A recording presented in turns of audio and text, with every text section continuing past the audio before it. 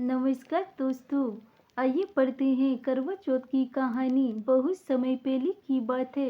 एक साहूकार के 7 बेटे और उनकी एक बहन कारवां थी। सभी सातों भाई अपनी बहन से बहुत प्यार करते थे, यहाँ तक कि वे पहले उसे खाना खिलाते और बाद में स्वयं खाते थे। एक बार उनकी बहन ससुराल से मायके आई हुई थी। शाम को भाई जब अपना व्यवसाय बंद कर घर आए तो देखा उनकी बहन बहुत व्याकुल थी। सभी भाई खाना खाने बैठे और अपनी बहन से भी खाने का आग्रह करने लगे, लेकिन बहन ने बताया कि उसका आज करवा चौथ का निर्जल व्रत है और वही खाना सिर्फ चंद्रमा को देखकर उसे अर्घ देकर ही खा सकती है। क्योंकि चंद्रमा अभी तक निकला नहीं है, इसीलिए वही भूख प्यास से व्याकुल हो उठी है। सबसे छोटे भाई को अपनी बहन की हालत देखी नहीं जाती। वही दूर पीपल के पेड़ पर एक दीपक जलाकर चलने की ओट में रख देता है। दूर से देखने पर वही ऐसा प्रतीत होता है कि जैसे चतुर्थी का चांद उदित हो रहा हो। इसके बाद भाई अपनी बहन को बताता है कि चांद निकल आया है, तुम उसे अर्घ देने के बाद भोजन कर सकती हो। बहन खुशी के मारी सीढ़ियों पर चढ़कर चांद को देखती है, उसे अर्घ देकर खाना खाने बैठ जाती है।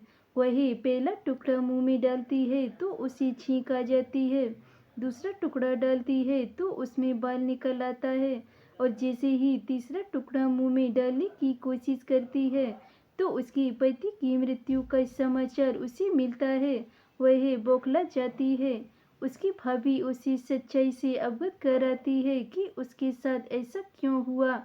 करवा चौथ का व्रत गलत तरीके से टूटने के कारण देवता उससे नाराज हो गए हैं और उन्होंने ऐसा किया है। सच्चाई जानने के बाद करवा निश्चित करती है कि वह अपने पति का अंतिम संस्कार नहीं होने देगी और अपने सतीत्व से उन्हें पुनर्जीवित दिलाकर रहेगी। वही पूरी 1 साल तक अपने पति के शव को पास बैठी रहती है, उसकी देखभाल करती है। उसके ऊपर उगने वाले सुईनुमा घास को वह एकत्रित करती रह जाती है।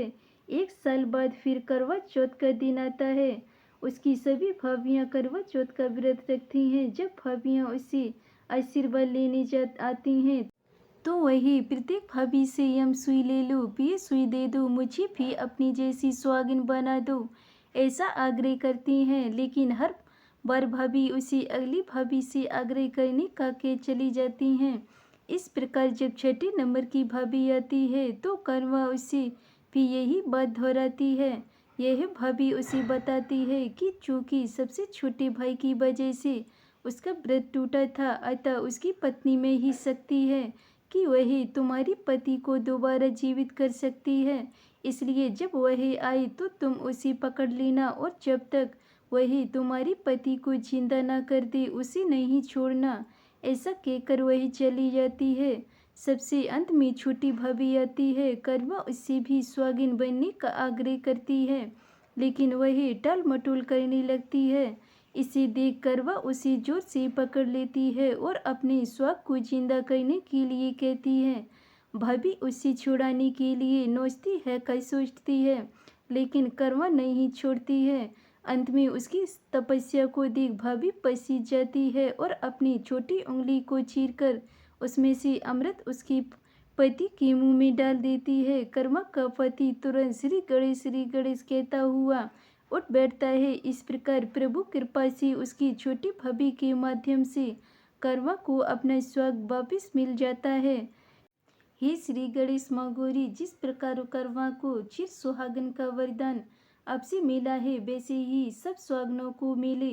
धन्यवाद दोस्तों। अगर ये मेरी कहानी आपको पसंद आई हो तो वीडियो को लाइक कमेंट शेयर जरूर करें और चैनल को सब्सक्राइब करें।